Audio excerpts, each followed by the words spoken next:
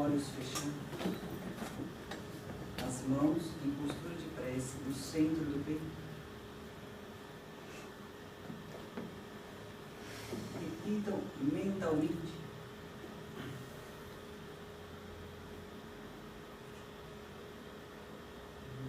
Namo Mitra Devaya, Gurave Brahma Varshase, Upasetuam Shuddha Dharma, Siddhai Malachetas.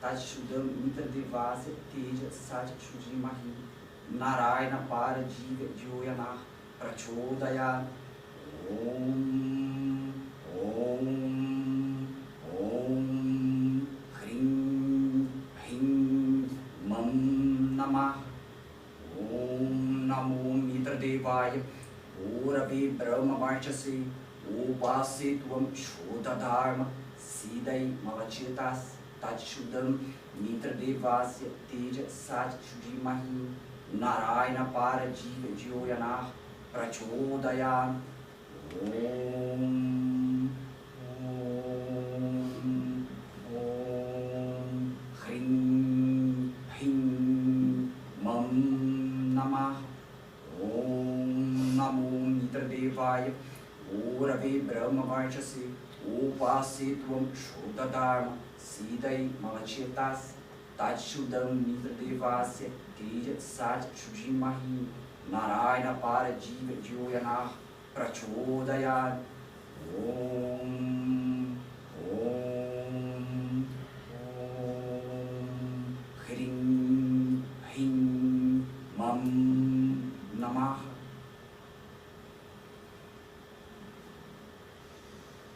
Glória a Mitra Deva, Guru de divino esplendor, nós nos aproximamos de ti, reverentes, plenos de compaixão e pureza, para compreendermos devidamente a Shuddha Dharma. Nós invocamos a luz de Mitra Deva, de verdade absoluta, para que este, divinamente, inspire nosso intelecto, para chegarmos à compreensão de que Narayana é o todo.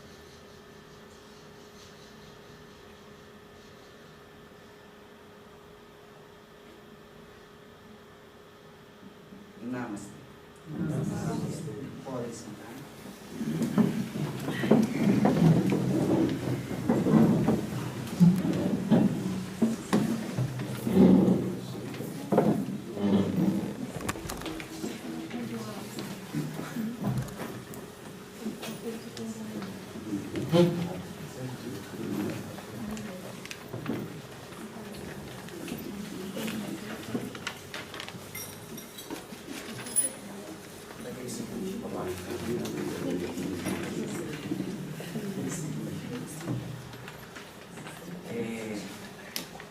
Estão conseguindo ouvir aí no fundo? Não precisa do microfone não, né? É bom o microfone.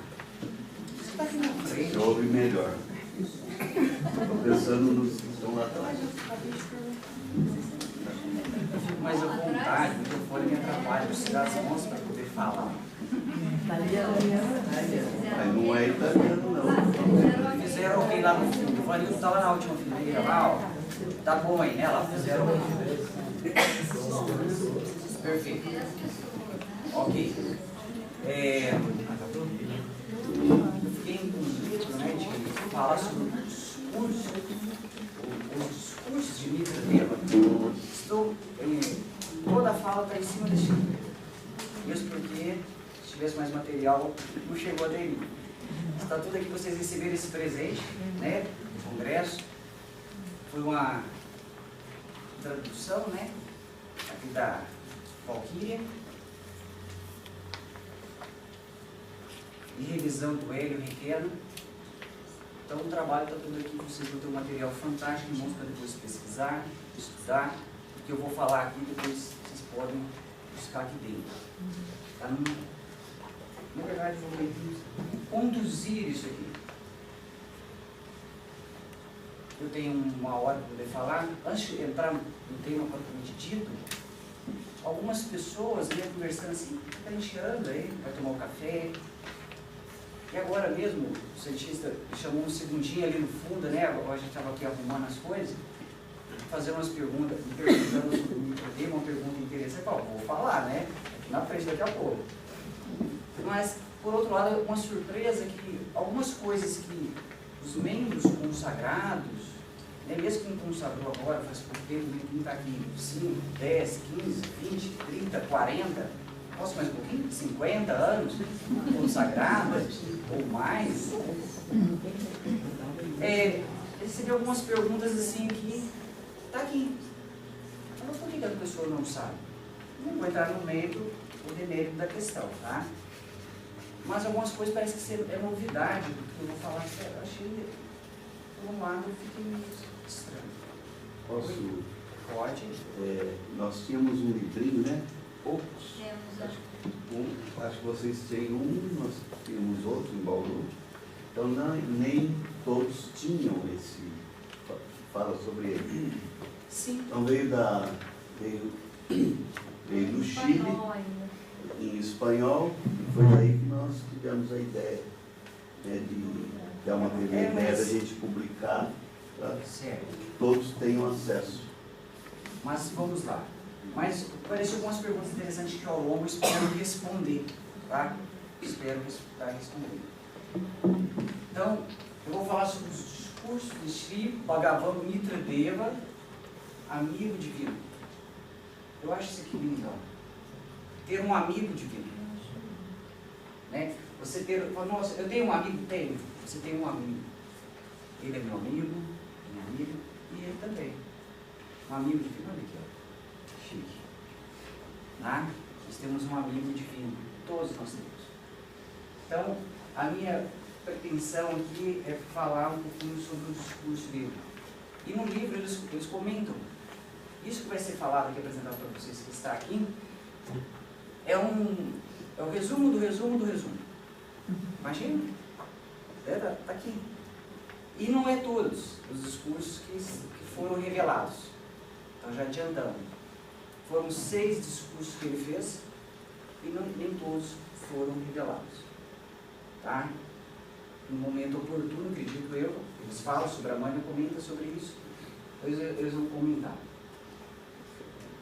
Estou na frente. Aqui, essa pintura, né? Nós temos ela aqui também.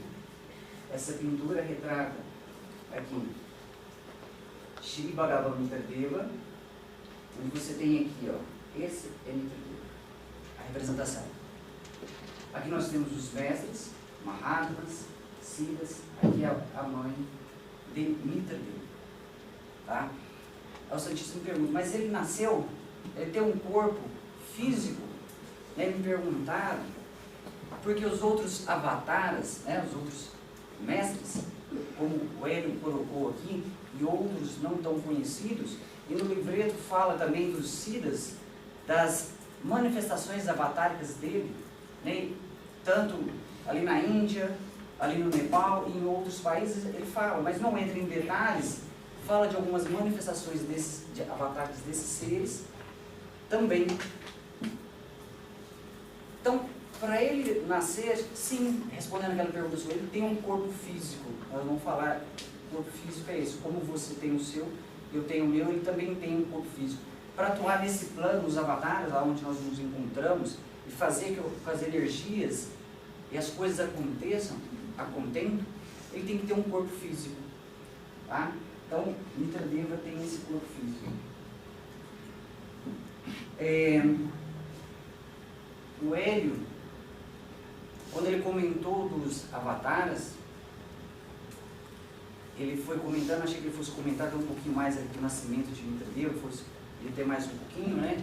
Avançar mais um pouco, mas ele foi comentando até aquela parte ali. Mas o nascimento dele já foi, como ele colocou, foi previsto de todos os avatares. Isso já é planejado há centenas de anos, antes da vinda dele, propriamente dito.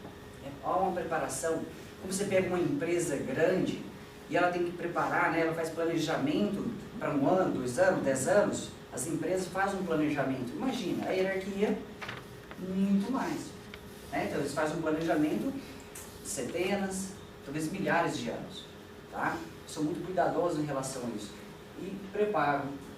Então, Mitradeva, vocês vão ver aqui, de 1800 e pouco, os mestres já se reuniam, falando que um momento era necessário. O momento que nós estamos passando, que a humanidade está passando, há necessidade de vir um novo avatar. O título, né, ele fala, né, a era, né, do Kali Yuga e os discursos de Mitradeva. Aqui eu fiquei mais, toda a palestra está em cima dos discursos, então eu não peguei muito falando da era do Kali Yuga, porque a era do Kali Yuga foi inaugurada com Sri Krishna, né, como Sommer falou na fala dele, ali naquele momento inaugurou-se a era do Kali Yuga. 24 mil anos de Kali Yuga. Nas eras anteriores, você vai retrocedendo aí, está lá nos nossos livros para vocês pesquisarem, aumenta. À medida que vai chegando no Kali, vai diminuindo o período. Tá? Aí nas outras eras são maiores. Kali Yuga é 24 mil anos. Já passamos de 12 mil. Estamos agora no período de ascensão. Tá? Mas ele inaugura essa era que nós estamos, do Kali Yuga. Então, quando 1800 e pouco, já prevendo, os mestres se reunindo, aqui ele já preparando a vinda desse ser, Sri Bhagavan Mitradeva, o amigo divino.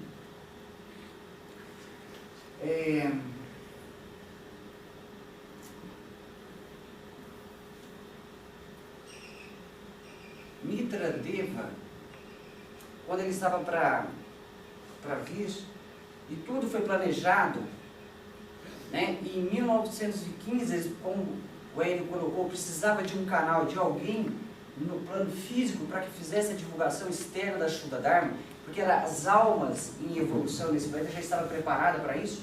Até então era esotérico, agora não, agora podemos abrir os livros, as práticas. Aí uma pessoa eleita, como vocês já conhecem, todo mundo fez um curso de introdução à Shuddha Dharma aqui, todos os consagrados conhecem. Quem não é consagrado, que fez nos seus ashras um curso de introdução, sabe disso.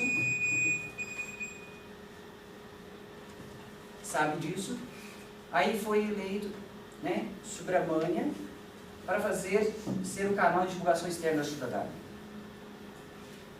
Quando ele faz isso, aqui tem um comentário de Subramania, tem de Sri Janardana e tem de Sri Vajra. Tá?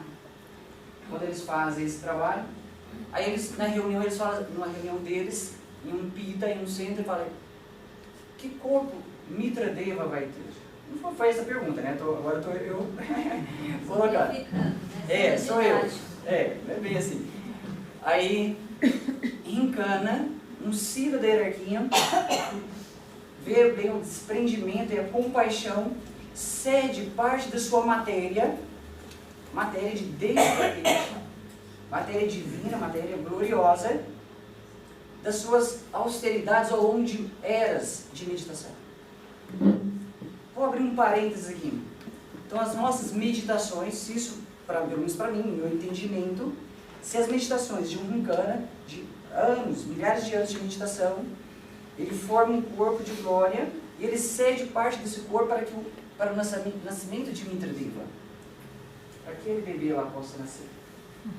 Aquela criança nasceu, né, em Maharashtra, numa cidade na Índia, tá? Nasceu essa criança. A mãe, o pai, logo o pai veio a falecer, tá? Mas ele nasceu de um corpo bonitinho. É lógico que a mãe, como foi colocado, né, as mães desses seres são uma pessoa de uma pureza, de uma santidade. Isso condiz com o ser que está nascendo. Ele cede parte do corpo de glória dele. Olha o desprendimento e a compaixão. Rinkana faz isso, para que ele possa nascer. Só que o corpo dele é um corpo de... A matéria é incorruptível. Percebe? É diferente da nossa matéria. Mas ele tem um corpo.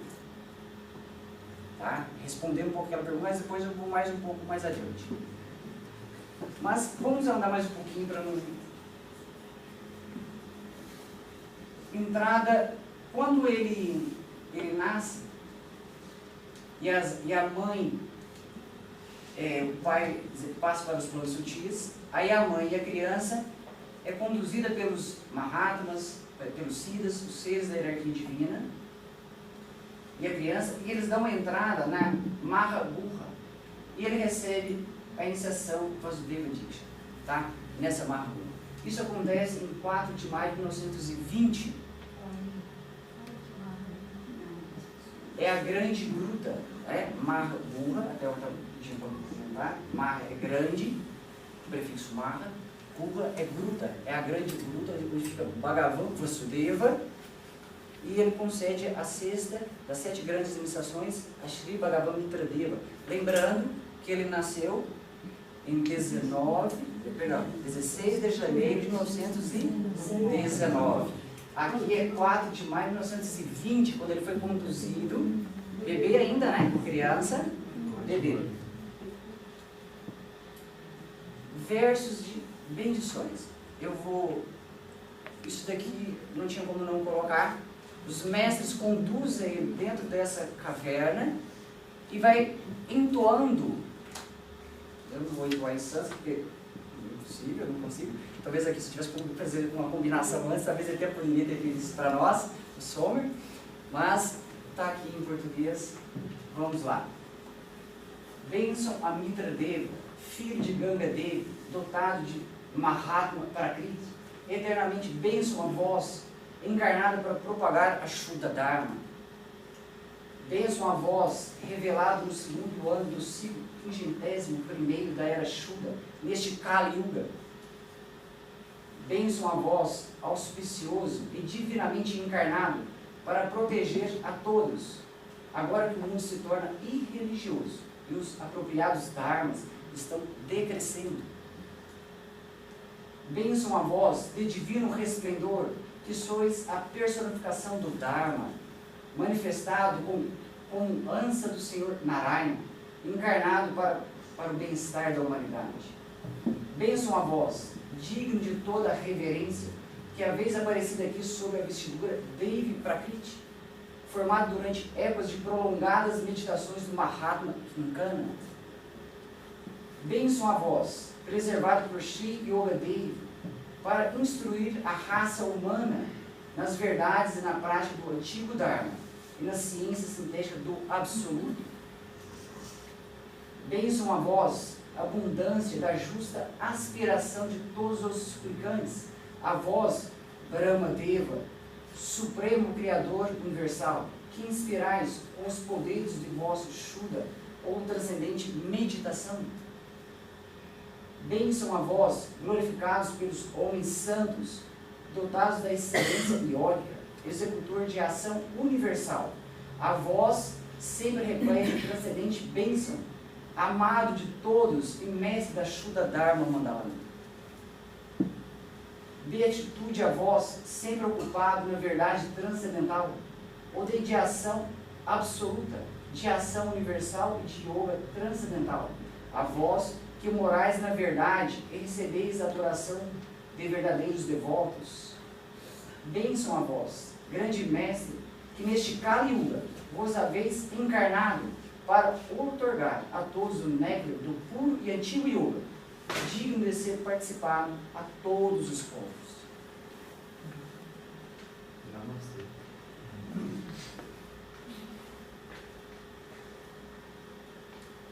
Neste Kali Yuga, todos os povos, não é uma raça, não é um povo em particular, a todos os povos. Repare, o corpo dele, a matéria dele, era necessária ser aquela matéria de atuação. A energia dele, a Atma Shakti. Direto do espírito. Então a atuação dele é no globo terrestre, é todas as raças. Diferente da matéria de Jesus Cristo, Diferente da matéria Sri Krishna, diferente da matéria de Buda, diferente da energia deles também. Totalmente diferente. Então, isso para nós já começa a clarear um pouquinho qual é a atuação dele. Ele fala aqui, ó, encarnado. Ele nasceu e ele está aqui atualmente. Então, essa relação, essa intimidade com o amigo divino, nós, aqui, sabendo disso, temos que nos aproximar dele, trazer ele mais próximo de nós. Embora não podemos, talvez, ir lá tomar um chazinho com ele, né? Mas ele, provavelmente, ele está aqui entre nós, tomando um chazinho com a gente, mas, porque ele, abre um parênteses aqui. Sri Ramakrishna, quando no finalzinho da encarnação dele, ele doente, e os discípulos todos preocupados, né? Ensinando ele que o mestre ensinou eles a vida inteira, que isso aqui é uma passagem do espírito da eternidade. E quando ele estava para aí, estava já doente, já era mais velho, e os discípulos, aquele chororô todo, querendo que ele não vá, mas ele falou, mas você ensina e depois no final todo mundo chora, né? Aí ele fala, mas você tem que cessar as pessoas. E por que você não consegue sarar você mesmo, curar a sua própria, né, a sua própria doença e ficar com a gente mais tempo? Aquele egoísmo, sei lá, né, vamos falar assim, grudado ali, né? Aí o Ramakrishna fala, olha, eu vou consultar a mãe sobre isso. Ele não conseguia comer, né? Eu vou consultar a mãe, que é Kali. Quando ele consulta a mãe, que os discípulos estavam assim nesse chororô e que ele precisava comer, né? Não conseguia se alimentar, o corpo físico. Aí ele fala assim, como? Você se alimenta por todas as bocas do planeta? Aí ele volta e fala, olha, não tinha o que falar, não tinha o que pedir para a mãe. Você se alimenta por todos. Quando ela está se alimentando, Ramakrishna está se alimentando. Porque não tem diferença. Mas foi só um parênteses. Vamos voltar.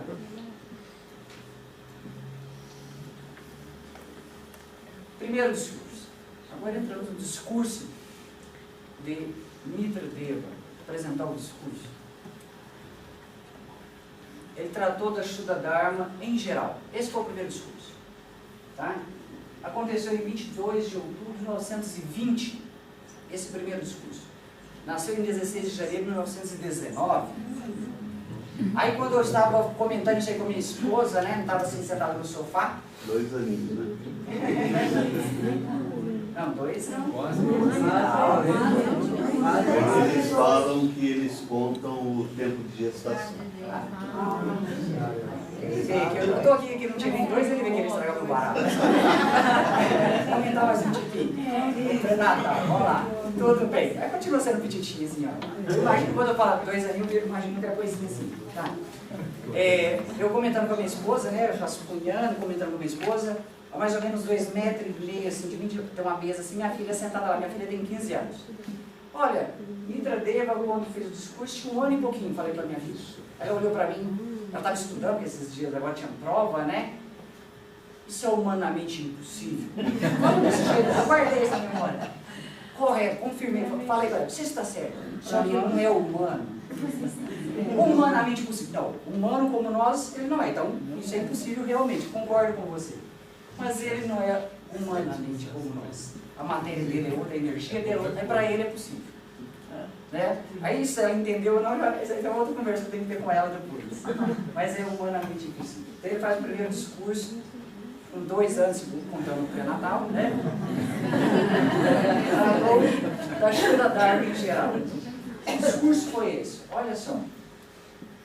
Depois da iniciação, ela ocorreu após a iniciação do Vasudeva Diksha, a sexta das 7 grandes iniciações, após receber.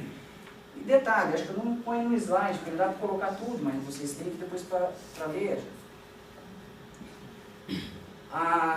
Por que iniciação? Quando ele nasce, ele fala assim, olha, ele teve que submeter a iniciação, na verdade ele vai ser submetido às 2 maiores iniciações, das 7, a sexta e a 7ª, ele é submetido às 2 grandes iniciações, como todos os outros mestres também foram, né, submetidos lá atrás, para tirar algumas impurezas que foi durante a gestação. Olha só, a matéria dele é dele para Kriti, a mãe dele é de uma pureza, mas houve ali algo ainda fica, algum ranço, alguma coisinha que tem que, devido à missão dele, o trabalho, a grandiosidade dele, que é no planeta todo, ele tinha que tirar, né, purificar. Então, entenda essa palavra, vamos entender bem, quando a gente fala muitas vezes numa conversa, de falar de purificar, nós consagramos a água, tomamos, purificamos, então cai meio uma palavra fica meio que perdida, meio banalizada, né? A pessoa entende mal essa palavra, e ela é importante, dado que aqui ele recebe essas iniciações para purificar ainda o seu corpo, para que ele possa dar mais apto à missão, ao trabalho dele, ok? Então ele recebe essa iniciação, ficou na marra burra após a iniciação, a pedido do Siddha Rincana, há um pedido aí que ele fala, olha, o Siddha, né, ele concedeu a matéria dele e tudo mais. Bom, assim, agora ela não fala isso, eu estou imaginando, ela quer terminar a missão dele, que não fala quando isso vai acontecer, você me devolve, eu te emprestei, você me devolve essa matéria novamente. O universo é uma economia muito bem balanceada, tá? Muito interessante essa economia universal. Aí ele fica lá a pedido, após a iniciação, a pedido do Siddha Rincana, fala que você vai ficar aqui, dentro da marra burra, durante um período, tá? Foi o pedido dele. Na presença de quase uma centena de Mahatmas, quando ele recebe essa iniciação, de Kaladeva, Subramanya, Devaki, o quinto, o sexto, o sétimo, dos 7 senhores dos 7 raios, estavam todos presentes ali, conduziam, e quando ele recebe a Vasudeva Diksha. Percebe? É interessante a gente se atentar a esses detalhes. Subramanya aqui não é o Subramanya que deu a conhecer a Shuddha Dharma. É bom deixar claro que de hora que a gente pode confundir, porque é o mesmo nome. Isso é uma Mahatma. Tá? Isso é uma Mahatma. Então, esses seres, a importância que dá a esse nascimento, a esse ser que aqui está, para a gente poder ter um tamanho, a dimensão dele, porque tem hora que é tão grande, a nossa mente ainda é tão botada, tão pequena, limitada, que a gente tem que fazer um esforço para que ela possa abrir. E a gente entender o que está acontecendo, em que cenário está, qual foi o trabalho, historicamente, por que ele veio, e a bênção que nós temos de estar conhecendo isso, né? Porque muitas pessoas, infelizmente, estão sendo beneficiadas, é lógico, que o trabalho dele é no planeta como um todo, mas não tem esse conhecimento. E como você precisa de partir, como eu vim falando, acho que falei com o André na viagem, né? Você tem que partir de uma premissa verdadeira, algo mais grande e algo abrangente, sintético, transcendental, para que você possa desenvolver todo um trabalho em cima disso. Quanto mais amplo, melhor. Você consegue ir abrindo, e abrindo, e abrindo, isso não tem limite, tá? Isso não tem limite. Ele fala assim, ó, agora que veio, tá? Pode-se considerar a humanidade inteira em 3 categorias principais. Ele divide a humanidade em 3 categorias. Olha lá, isso aqui foi inspiração do Hélio, tá? Se não gostar, depois você reclama. Faz uma pirâmide. Muito amigo, do desenho, né? Faça uma pirâmide. Isso aqui é só para ilustrar, gente, por favor. Eu inspirei o Mitradeva. Isso é só para ilustrar, por favor. Se você se vê em algum lugar ali, é ilustração, tá? Por favor. Temos aqui uma página. Não tenho dúvida que nós estamos aí embaixo. Mitradeva, ele divide a humanidade em 3 categorias. Olha só, 3 categorias.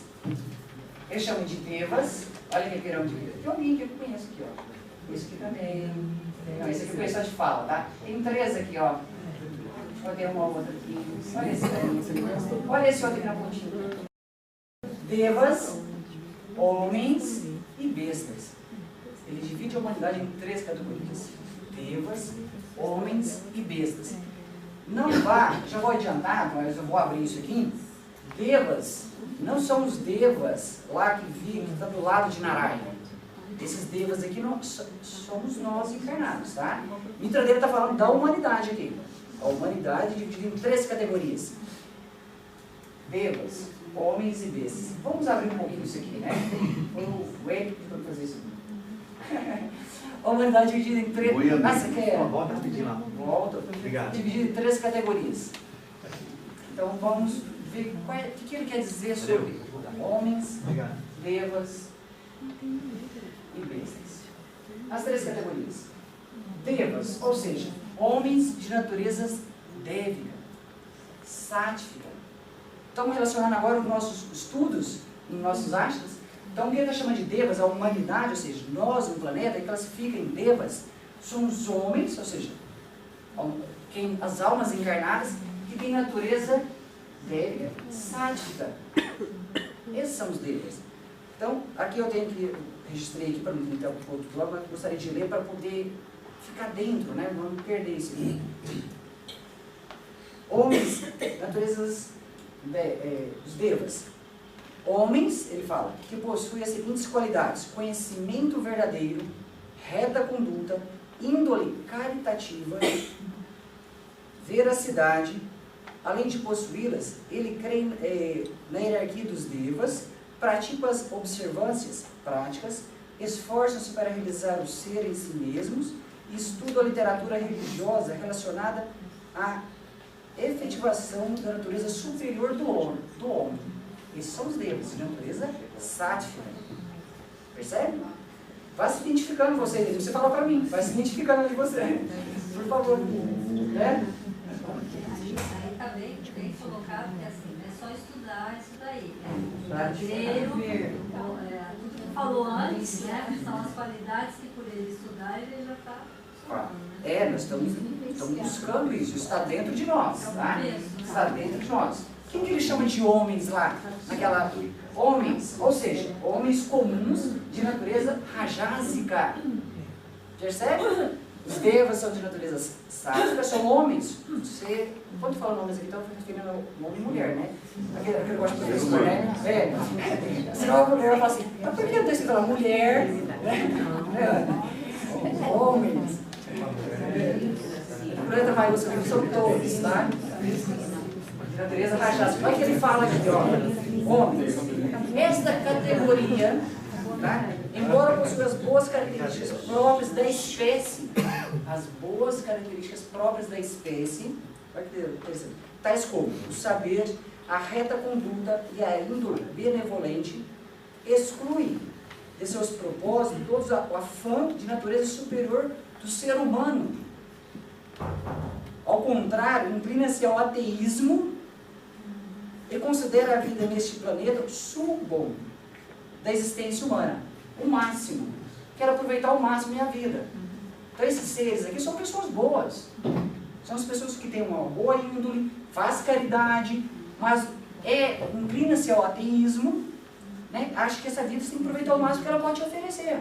Eu quero aproveitar a natureza que ela me oferece aí, eu quero viajar, nada contra aproveitar a natureza, nada contra viajar, porque você pode ser de natureza dévica, aproveitar a natureza, você pode viajar sim.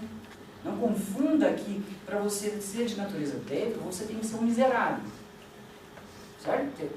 Você é uma pessoa, um mendigo, não tem nada a ver uma coisa com a outra. Você até pode ser um mendigo e ser de natureza dévica. Pode ser. E ser lá um grande empresário de natureza dévica. Percebe isso? Né? Mais a sua energia, a sua postura, como você vive, do que a sua condição social financeira, vamos falar assim. Tá? Então, os homens, mas olha só, Sattva, Rajasica. Aqui na segunda categoria se encaixa com aqueles, né, que acham que a vida é beber, comer churrasco, fazer sexo e torcer pro Corinthians. Mas essa é a terceira categoria. Ele falou da próxima, não é essa aqui. Ele falou esse aqui, ó. Ou seja, homens de natureza tamásica. É isso que ele acabou de falar agora. Não sei se o pessoal do fundo ouviu. Bestas. Olha o que ele fala aqui, ó. Essa classe não tem as boas qualidades, nem as boas qualidades da primeira, nem as da segunda. Passa a vida como animais. Olha, Mitra Deva, os cursos de Mitra Deva, como animais. Em atividades próprias de comer e dormir. Dilapidando sua existência em más obras. Em más obras.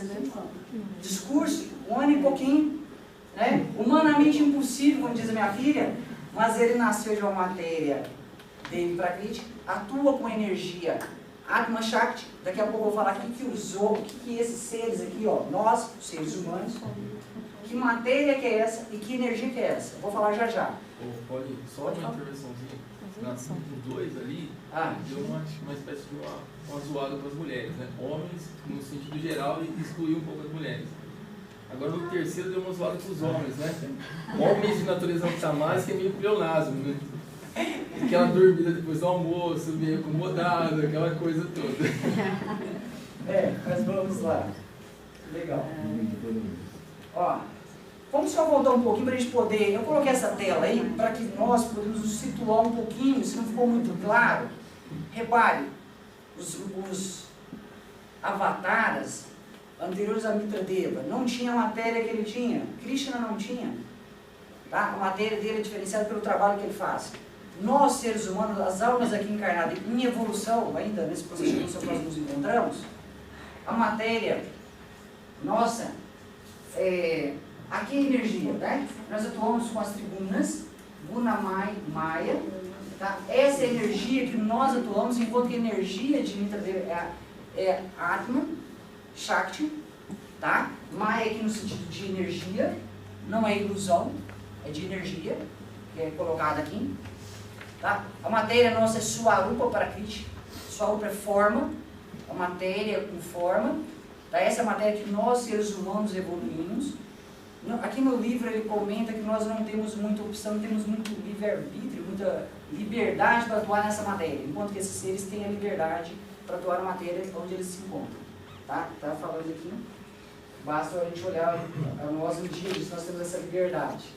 Só não tem essa liberdade porque não acessou isso com consciência. Não chegamos lá, não chegamos lá. Tá? Então a nossa matéria é Swarupa Prakriti, tá? A energia nossa é Guna, Maya, tá? Que é Sattva, Rajasica e Tamasica. Repare que lá atrás, quando eu comentei das categorias, os devas, natureza sádica, os homens de natureza Rajasica e as bestas Tamásica. Então, a evolução humana agora em curso, nesse processo. Então, só para relembrar, Sattva, que é um conhecimento sádico, tem concepção unitária e coletiva, iluminação, harmonia e ritmo. Esse é um conhecimento que nós buscamos. E a nossa emoção? Uma pessoa que atua aqui, felicidade, sutileza, austeridade. E a nossa ação? Pureza. Tendo aquele conhecimento, aquela vontade, né? Aquela emoção que nos move com esse conhecimento, a nossa ação é essa. Não tem como ser diferente. Percebe? Esses são seres de natureza débiles, né? Humanos.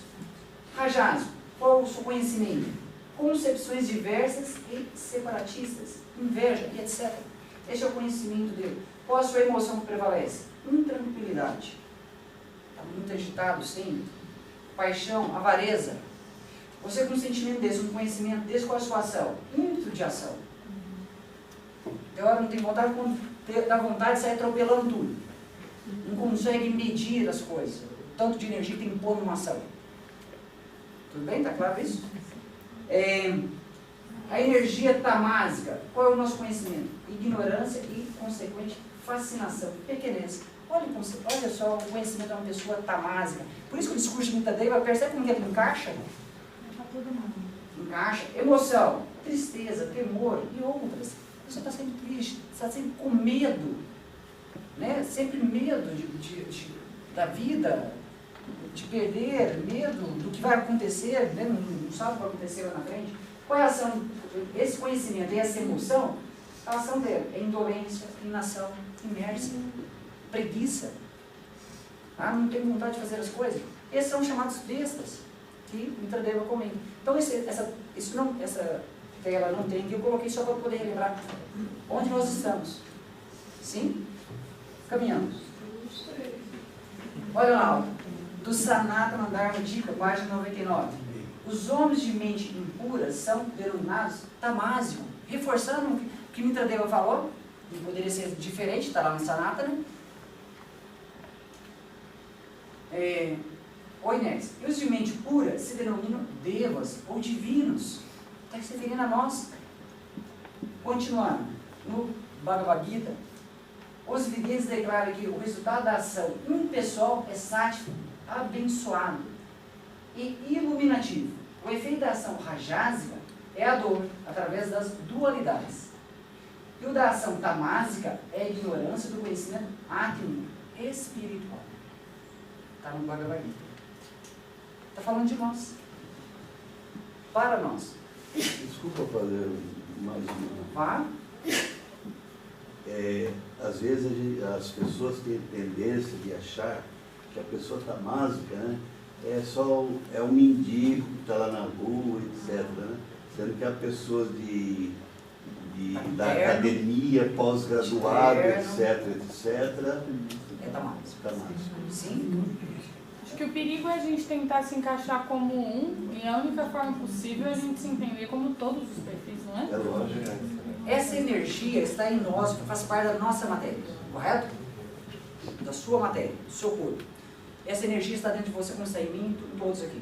E ora, uma prevalece sobre a outra. E uma quer se sobrepor à outra. Tem hora que você é sádico em algumas situações. Nossa, eu sou sádico na alimentação. Mas na hora de verbalizar, da língua, como foi falado aqui, eu sou tamásico. Eu vou ferir as pessoas no meu falar. Tem hora que no meu sentimento eu posso ser rajásico.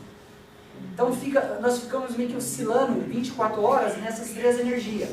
Buscar o equilíbrio, ficar sádico no conhecimento, na emoção e na ação é o nosso objetivo. Mas nem sempre acontece. Mas temos que conhecer para perceber em nós quando nós estamos oscilando. Para estar atento, tá? Ficar ali sensível a isso, a essa energia. Uma vez que o pessoal fala, nossa, a física quântica, né, parece que é uma novidade, mas para nós não deveria ser novidade, né?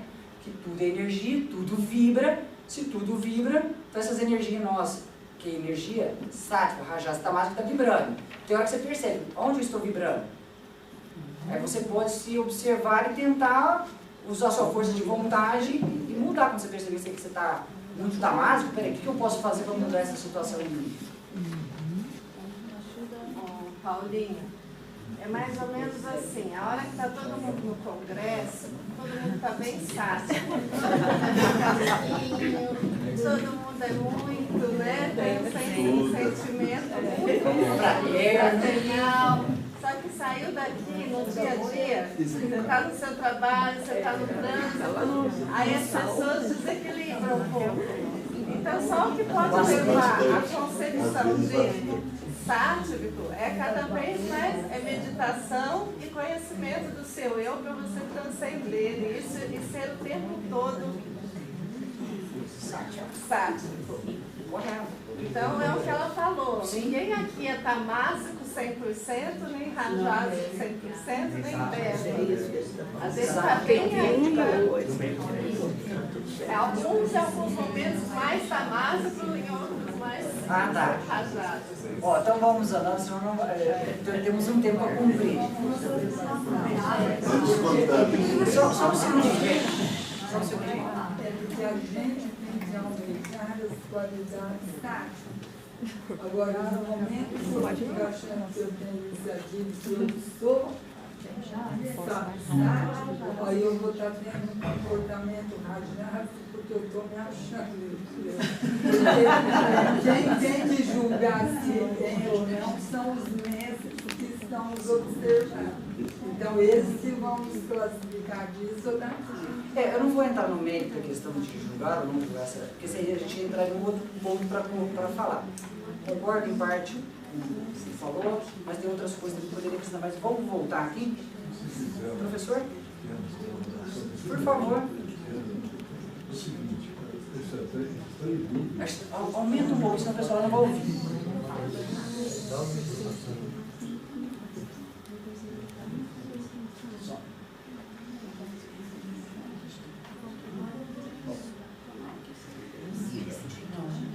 Está ligado lá atrás.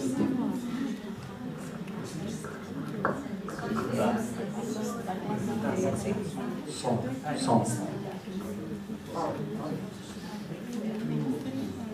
Mais próximo.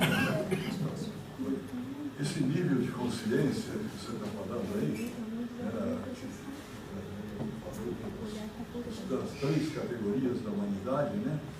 É o seguinte, quando você está aqui no chakra esvatista, né? Certo? Você está na consciência dos répteis, né? Manipura Chakra, você já está na consciência dos mamíferos. Mamíferos? E aqui no Anahata Chakra, você já está na consciência de homem. Né? O que acontece é o seguinte, os que você chama de tamásicos, né?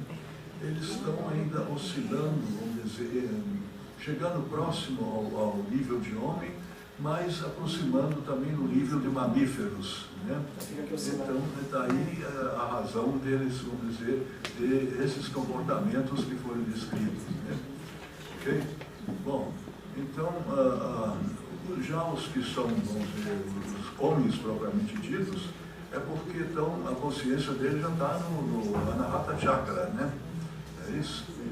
Oscila pouco em torno vamos dizer, do Anahata Chakra, né? Os que já, vamos dizer, são os Devas, já estão acima do Anahata Chakra, quer dizer, caminhando para a superconsciência, né? Ok? Então é isso que eu queria te falar. Tudo bem? Ouviram aí no fundo? Ótimo. Vamos andar mais um pouco. Temos 6 discursos, né? Estou falando do primeiro. Enquanto tem um discurso aqui, eu não falei, ele não me deixou registrar, então eu não vou falar, né? Agora, continuamos lá com aquela classificação dele. Atividade dos devas, divide em 3 classes. Homens da classe devas. Agora ele vai falar só dos devas por enquanto. Deixou os rajásicos de lado e os tamásicos de lado, tá? Ele deixou, está só na primeira agora. Os devas, eles se dividem em prakríticas, desconhecem o aspecto átmico, são os cultos ortodoxos, tá? As atividades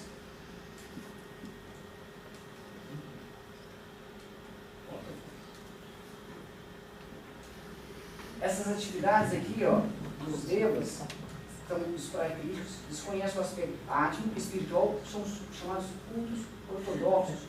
Principalmente são aquelas pessoas que procuram contato, né, percebe, são seres de naturezas dévicas, são sáticos, mas ele procura a relação com o divino, né, com a autorrealização, através dos cultos religiosos, muitas vezes.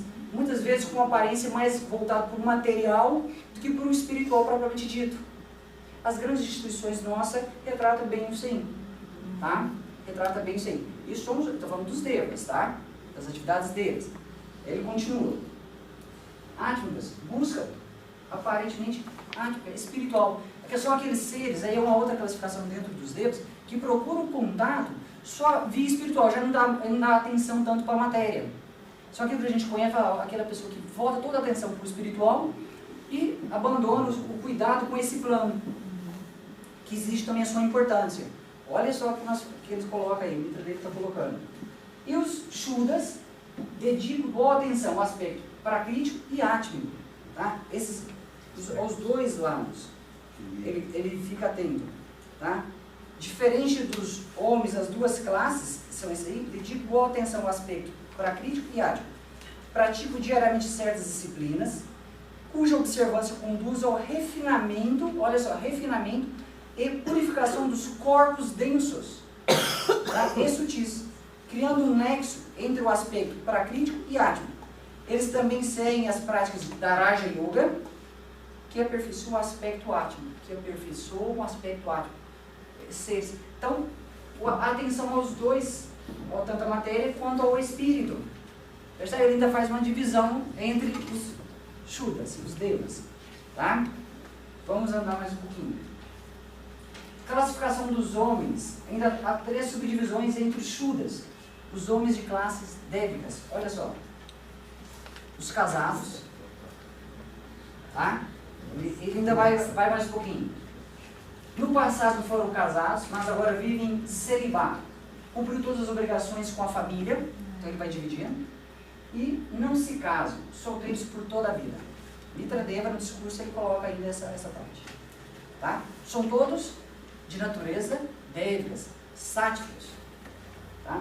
Aqui, por exemplo, eu acho que eu posso falar, aqui eu entraria aqui em Sri Janardana, né? Foi casado, com filhos, sabemos quem está dentro dessa escola, conhece um pouco da história dele, quanto de iniciação ele teve, quanto a visão, né, que ele era um um Deva, dentro dessa classificação que o Mitra Deva fala, né, de natureza sática. No entanto, ao longo ali da vida dele, o Sérgio, né, falou que em um certo período que ele parou com as relações sexuais com a esposa, de comum acordo, obviamente, e entrou nesse segundo ponto aqui. Tá? Foi preservando aquela energia e entrou nesse patamar. Tem aqui também o Subramania, né? Que entra aqui. Pandit também entra aqui. Pandit era casado, né? Pandit entra nessa classificação, até onde eu me lembro também. Estou citando alguns que eu conheço, tá? E aqui, não se casam solteiros por toda a vida. Quem eu conheço aqui, Srivajra. Até onde eu conheço, que chegou até nós, ele fez a opção por ser solteiro por toda a vida. Ele se enquadra nessa terceira categoria. Tá? Aí você tem também, aí, nessa terceira categoria, aí você teria também Vivekananda. Tá? Não vou entrar em detalhes por causa do tempo aqui.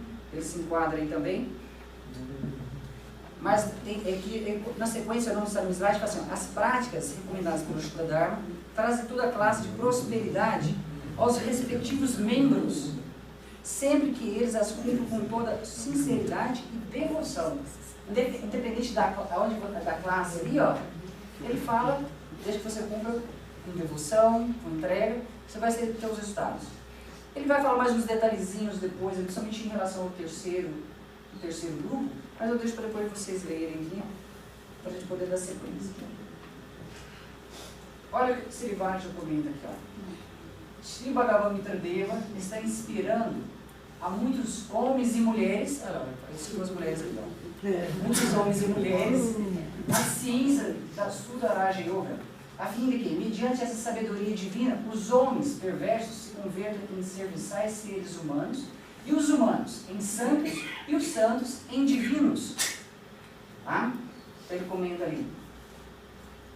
Segundo discurso, Sri Bhagavan Mitra Deva. Então aquele foi o primeiro discurso. Bem resumido, bem sintético, tá? Para nós depois analisar, pensar um pouquinho mais e refletir sobre.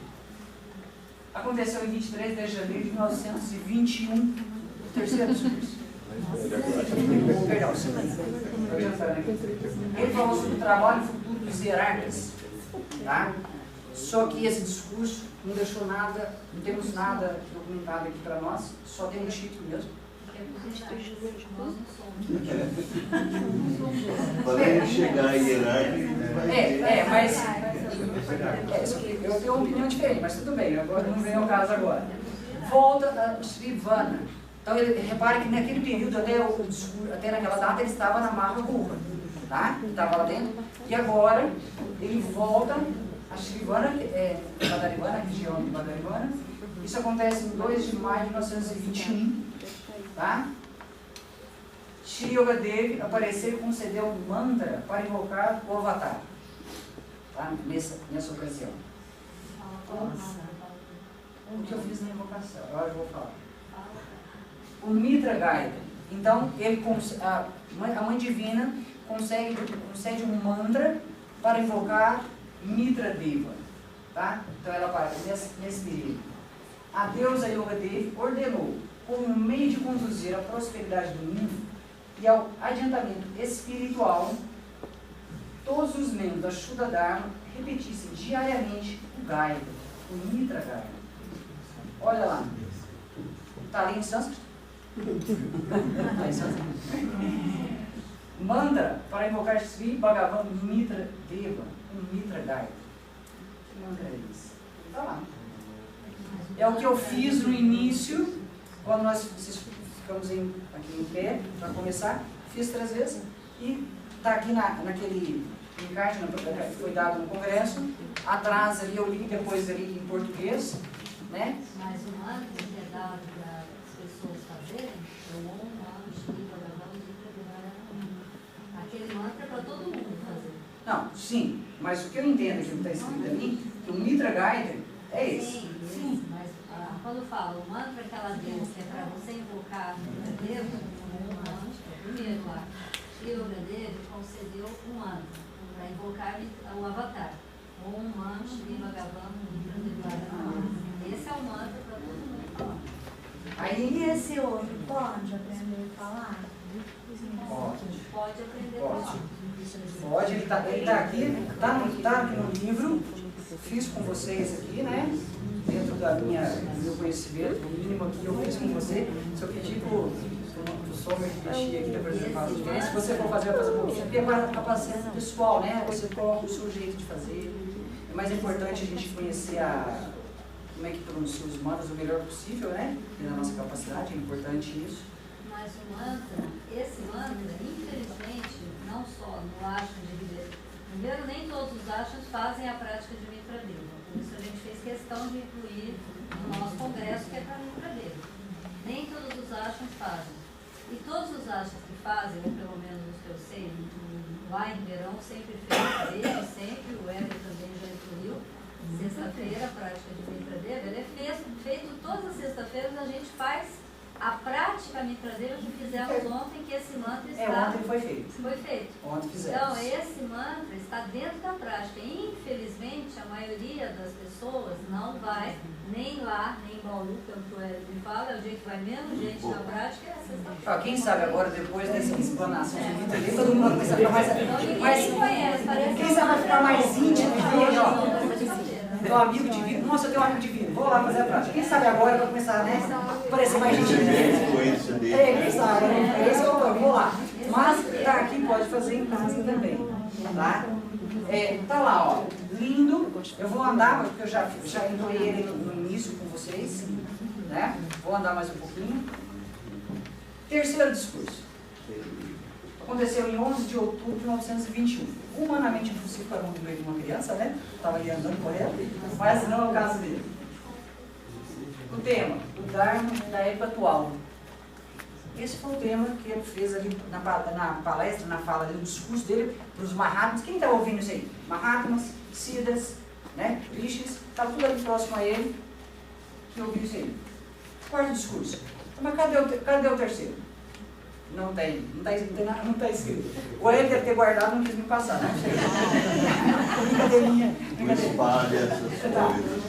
O quarto discurso aconteceu em 13 de março de 1922. Vai ser o quarto discurso em Mahavana, tá? Discorreu sobre as futuras mudanças dármicas que vai acontecer no planeta. Tudo isso aí que ele está falando, o que vai acontecer, o que já está acontecendo, o que vai acontecer. Ou seja, é em curso desse nascimento dele e está indo. Tá? Então isso é interessante a gente conhecer.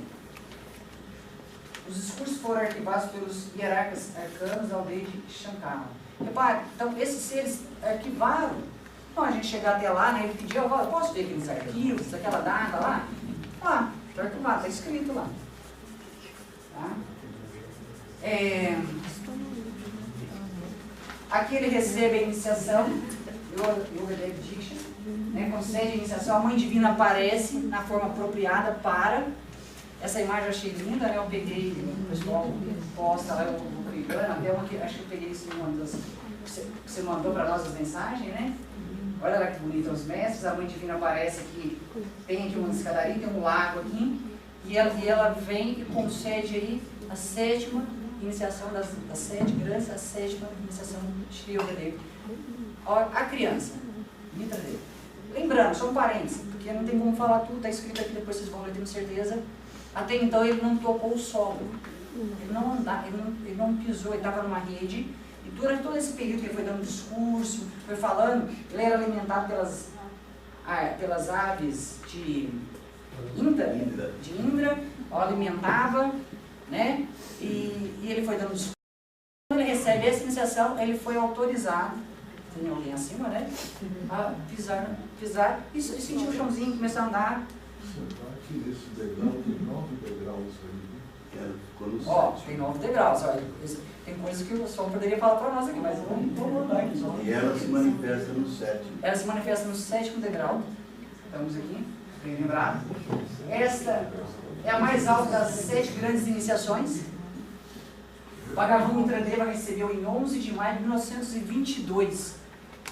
Tá? Ficou meio escuro aqui. Neste período ele tinha 4 anos, 5 incluindo o período pré-natal. Foi concedido tocar o solo pela primeira vez. Tá? Aí foi falado aí. Foi feito um Yagna no período aí de 10 dias, né? Onde a Mãe Divina foi preparando e no mesmo dia o inicia. Aí é fantástico, está escrito que pega ele no colo, quando ele consegue a iniciação, em Boromaranda, uma luz assim, quase o tamanho de uma lua, quilômetros de distância, se faz no céu, gira, uma coisa assim fantástica, volta, ela pega na mão assim, consegue a iniciação, e naquele momento ele fala assim que vários seres foram iniciados, que tinha devotos, que estavam já preparados, em condições de uma certa pureza, alguns foram notificados desse nascimento, e essa luz, alguns raios, apareceu para alguns discípulos nesse formato aqui, ó, de uma criança numa rede. Então, fala que esses raios saíram e apareceram. E parênteses, Srivajra, né, pelo menos, eu não conhecia, eu não assim, tete a tete assim com ele, mas passem vocês no espaço aqui, aquela pintura, a pintura que Srivajra faz, de Mitra dele, é isso? Ele faz uma pintura, foi uma visão que ele teve, foi levado no corpo sutil dele até uma casa, quando ele chega num local assim, muita luz, quando ele chega ele olha, é uma criança, depois ele retorna, aí depois ele recebe um comunicado que ele foi agraciado da visão de Mitra Deva. Aí uma carta datilografada, depois de muitos anos, porque lá não tinha WhatsApp. Não tinha WhatsApp, você sabe, era mais, para eles era melhor ainda. Quinto discurso, andamos. Daí a gente vê a dificuldade que havia, né, da correspondência. Hoje a gente faz na hora. A atuação de Mitra Deva, né? Então, isso é uma das. Mas depois até ela que vai falar sobre isso aí, né? Depois. Ela vai pegar aqui da sequência. Aconteceu em 30 de setembro de 1922, o discurso. Ele fala sobre a significação do Yoga Brahmavidi e seus benefícios para o mundo. Olha que discurso. Só temos o título. Ah, só temos o título. Sexto discurso. Não sou eu.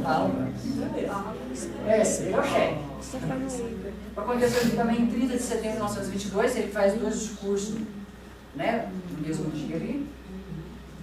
A própria missão do Avatar. Aí ele fala da própria missão dele. Aqui ele deixou registrado algumas coisas para nós. Olha lá, vamos ver. O alcance dessa nova dispensação, ou seja, desse discurso, quanto isso vai ter que alcançar, o que as pessoas, o que os membros têm que fazer, né, acompanhar.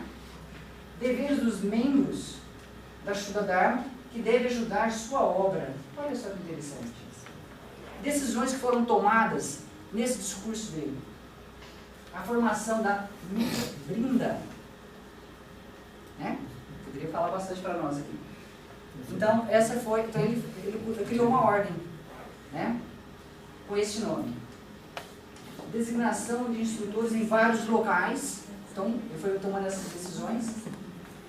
Trasladar e mudar os pitas, são dos centros oficiais, que para restabelecer Sankus, são centros de poder, né, de radiação.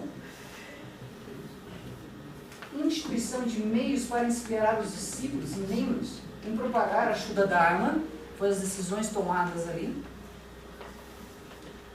Estabelecimento de 24 ashras de yoga na Índia e em outras regiões. Aí é lógico, aí vai de interpretação, você ver as coisas, já vi pessoas, instrutores, falando assim, esses ashras estão criados no plano sutil. E depois eles vão se materializar se for assim, conveniente, no momento certo. Essa foi uma colocação que a pessoa me passou. Plausível para a minha consciência. Agora que eu vou perguntar, eu já gostaria que fosse diferente, mas não sou eu que decido esses detalhes, né? Faz um certo sentido para mim, um nexo. Mas é isso sim, foi decisões dele. Licença por escrito a Mahatmas, que hão de propagar a Shuddha Dharma em diferentes centros. São todas as decisões tomadas. Então, aquelas foram as decisões tomadas. Em 4 de maio de 1923, consagrado o principal yantra da Mitra Brinda. Então, criou-se uma ordem e foi consagrado um yantra, que é uma figura geométrica, que tem as siglas de poder. Está na capa do livro.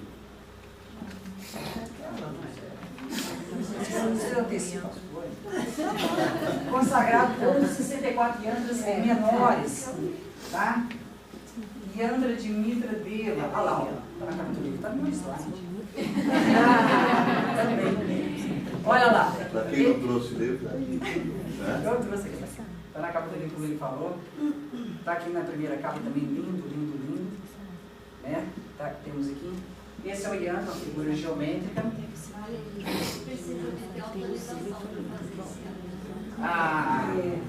Na prática de sexta-feira, a Thelma fez o mantra do Yantra, tá? E acho que os meninos depois aqui, ó, os meninos vão falar um pouquinho sobre isso, então eu não vou me adentrar nesse detalhe, porque eu sabia que tinha uma sequência, né? Para a gente não poder atropelar depois a fala. Esse Yantra, se você reparar naquelas fotos que tem ali na frente, tem ali Sri Janardana, Pandit e Vajra. Está ali na frente. E se você olhar no peito deles, eles estão com esse Yantra no peito. Lembra? Como sagrados outros 64 Yantras menores. Não sei, não conversei com eles, mas achei que lá é um dos 64 menores. Acho eu. É? Acho eu. Porque aquele lá é um dos 64 menores. Então. Interessante. A oração amitradepa está toda escrita lá no Yantra.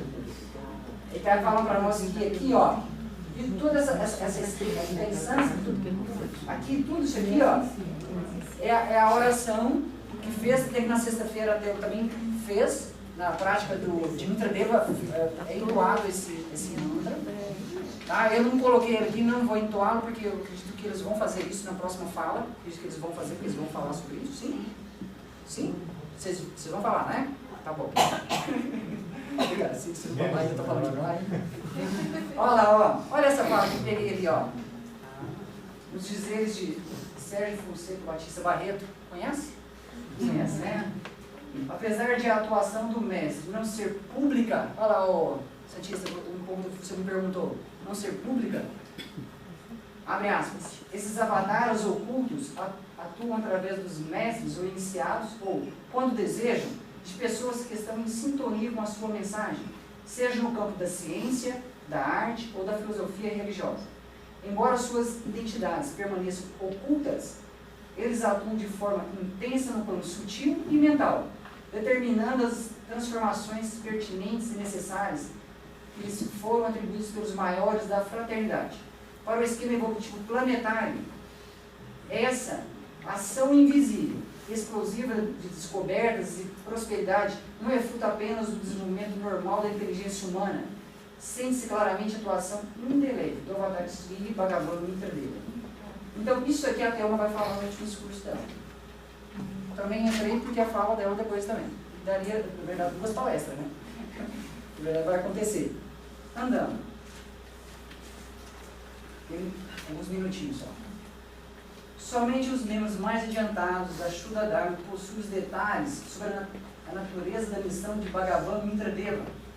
Eles também estão organizando os detalhes no mundo exterior, de modo que eles se dispõem para o desenvolvimento de seu programa.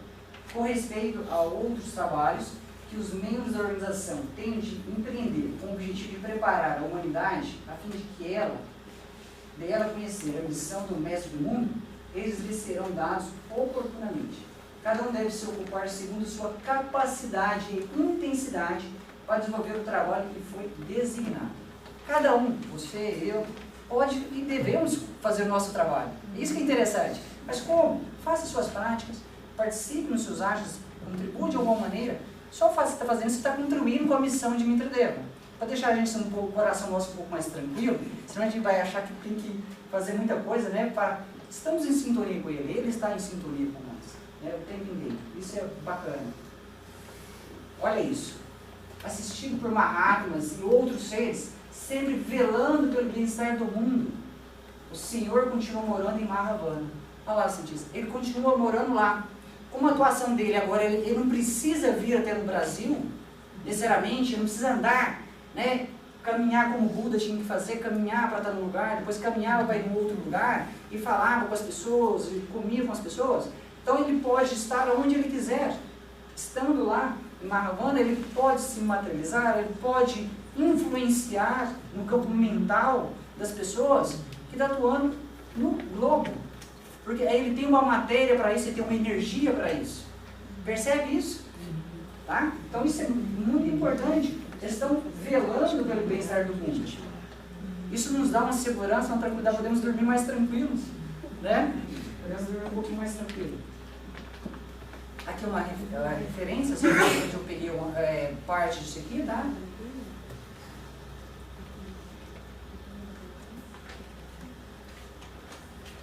E essa forma.